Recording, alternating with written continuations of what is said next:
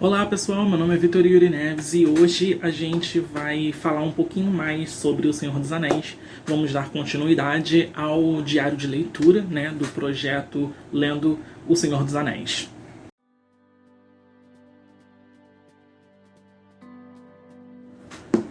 Bem, na semana passada a gente falou um pouquinho, sobre as primeiras 2 semanas de leitura do Senhor dos Anéis e a gente foi até o final do capítulo 10, que foi o Passo Largo, o capítulo 10 do primeiro livro. Daí, nessa semana, a gente leu o quê? A gente leu do capítulo 11 do primeiro livro, que é um punhal no escuro ou uma adaga no escuro, dependendo da versão, e eu já vou comentar sobre isso com vocês nesse pequeno espaço de tempo, nesses 4 capítulos, e é sobre isso que a gente vai falar agora. Daí, no decorrer desse capítulo 11, um punhal no escuro, que eu tô levando em consideração nesse livro daqui, que é o da HarperCollins, a gente tem a continuação dessa peregrinação, dos nossos protagonistas ali, que são o Aragorn, o Frodo, o Sam, o Pippin e o Merry. Eles estão continuando, eles estão passando lá pelo topo da nuvem, da montanha, do topo de alguma coisa lá, e eles ficaram um bom tempo lá, e sendo que, como o nome do capítulo já diz, um punhal no escuro, a gente tem aqui aquela parte em que eles estão meio que acampando, aí eles estão em volta da fogueira e eles são atacados subitamente pelos Nazgûl, pelos cavaleiros negros, pelos espectros e tudo mais. E um deles acaba apunhalando o Frodo no ombro com a adaga. E tem toda aquela história dele começar a ficar muito mal e tudo mais, e ele ter que correr logo pra Valfenda para poder ser curado e tudo mais. Essa parte no filme, ela acontece tudo muito rápido, sabe? Parece que acontece em 1 ou 2 dias, no máximo, estourando ali, sabe? E o engraçado é que nesse capítulo ele fica durante 17 dias ainda caminhando, em direção a Valfenda, e eles nem conseguem chegar todos juntos a Valfenda, por conta do ataque dos Nazgûl. E isso se dá, ali no Fuga para Val, que é o 12º capítulo, e o último que encerra o volume 1, o livro 1. E ali, nesse Fuga para Val, a gente tem eles realmente continuando a caminhar para Valfenda.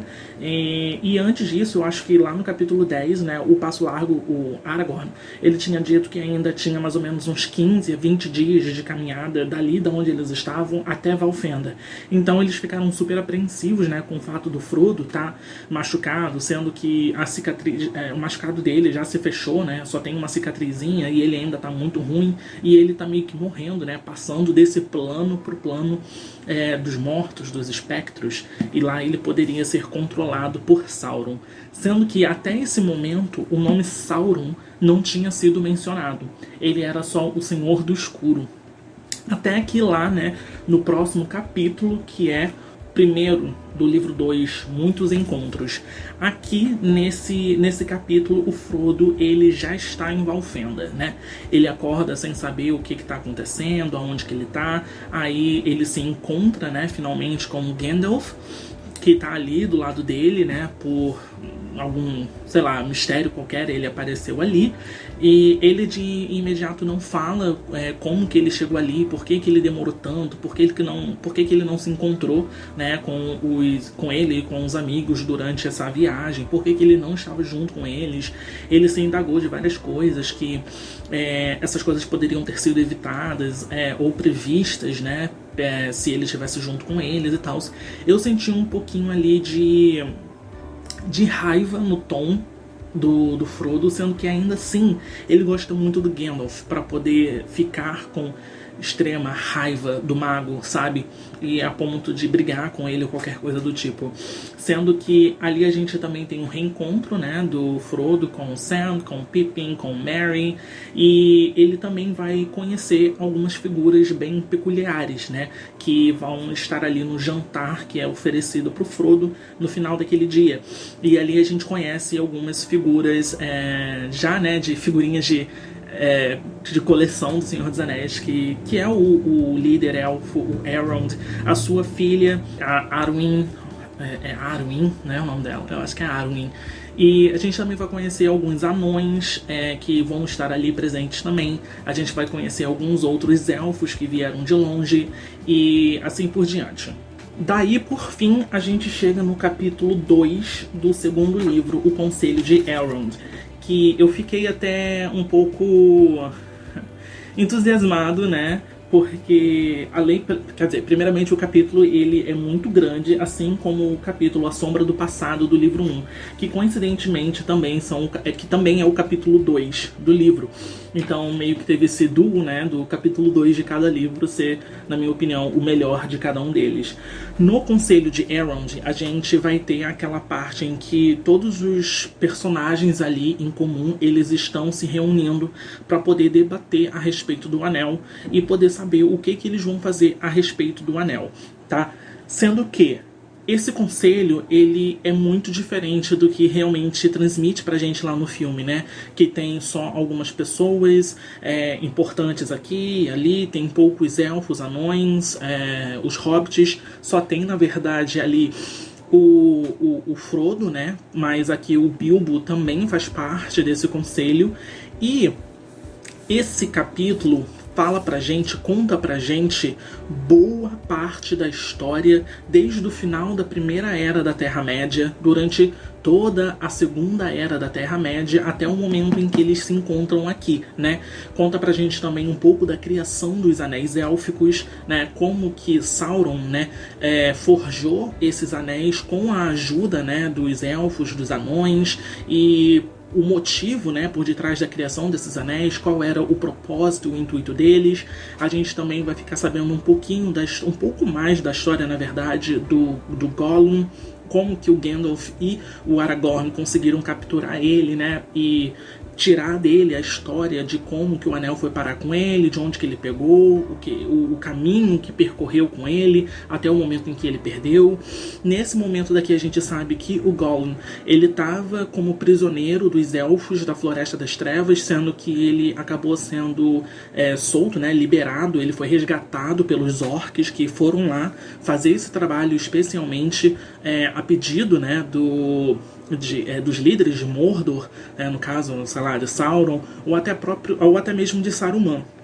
Aqui a gente também fica sabendo pelo Gandalf o que aconteceu com ele, né, nesse meio tempo, porque ele não foi se encontrar com o Frodo e os amigos dele, o que aconteceu, né, nesse meio tempo, e a gente ficou sabendo que ele realmente ficou preso lá, né, em Isengard, porque o Saruman, né, o Mago Branco, meio que prendeu ele lá. E eu fiquei até um pouco triste por saber que eles dois não batalharam ali naquele momento. Saruman simplesmente prendeu ele na torre alta, né, lá de Isengard, e ele ficou lá durante um tempo, alguns dias, né, até ele ser resgatado pelas águias, né, de Hanagar, o castanho. E a gente até tem aqui a presença, né, do Hanagar, que é o mago castanho da Ordem. E no Senhor dos Anéis ele não aparece, né? Eu só lembro que ele aparece lá nos filmes do Hobbit, mas é interessante saber que esses personagens eles estão todos presentes aqui. E muitas coisas que aconteceram, né, na jornada também de Bilbo, lá atrás, há 70 anos, na verdade, no caso, mais de 70 anos agora, né, mas que quase 90 anos depois, o que aconteceu lá naquelas jornadas dele, o que aconteceu na Montanha da Desolação, com a Batalha dos Cinco Exércitos, com a parada lá, né, que teve com o dragão lá, né, em Smaug, e tudo mais. E todas essas viagens e todas essas histórias que podem ter sido contadas um pouco melhor no livro do Hobbit, elas aparecem aqui nesse capítulo e é excelente, é um capítulo incrível, incrível.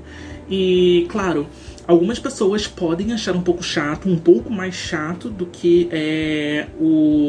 Uma Sombra do Passado, lá do primeiro livro, que também é um capítulo fora de série, porque é um capítulo muito descritivo, sabe? Os personagens eles vão ficar conversando sobre vários assuntos por horas a fio, e o Bilbo toda hora reclamando que tá com fome e que tem que comer. Mas, assim, é um capítulo muito bom.